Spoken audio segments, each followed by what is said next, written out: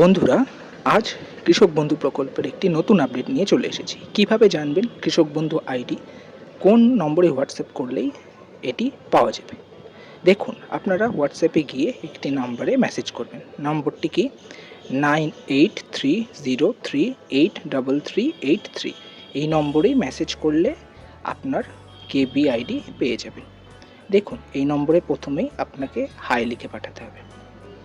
তারপর অপেক্ষা করবেন, তারাই আপনাকে অপশন দেবে ভাষা সিলেক্ট করার, অর্থাৎ আপনি কোন ভাষায় কমফোর্টেবল, ইংরেজি না Bangla.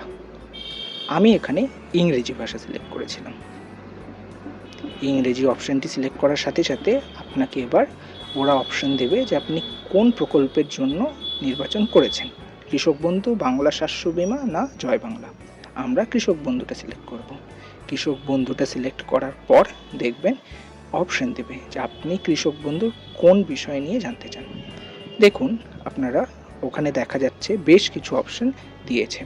Payment information, know your KB ID, application status, Aadhaar integration, land area enrolled, bank account enrolled. আমরা নো ইয়োর কেবি আইডিটা সিলেক্ট করব। এটিকে সিলেক্ট করার সাথে সাথে আপনার কাছে এবার চাইবে আপনার আধার কার্ড নম্বর বা ভোটার কার্ড নম্বর। যদি আপনি আধার কার্ড নম্বর সিলেক্ট করেন তবে আধার কার্ড নম্বর দিতে হবে, যদি ইপিআইসি নং দেন তবে ভোটার কার্ড দিতে হবে। আমি আধার কার্ডটা সিলেক্ট করেছিলাম। আধার কার্ডটা সিলেক্ট করার সাথে সাথে তারা বলবে আধার কার্ড নম্বরটা টাইপ করতে। দেখুন, এখানে আপনার 12 অক্ষরের পুরো আধার কার্ড নম্বরটা টাইপ করবেন। টাইপ করে পুরোটা যখন টাইপ হয়ে যাবে তারপরে আপনারা তাকে সেন্ড করে দেবেন। এবার তারা সার্চ করবে।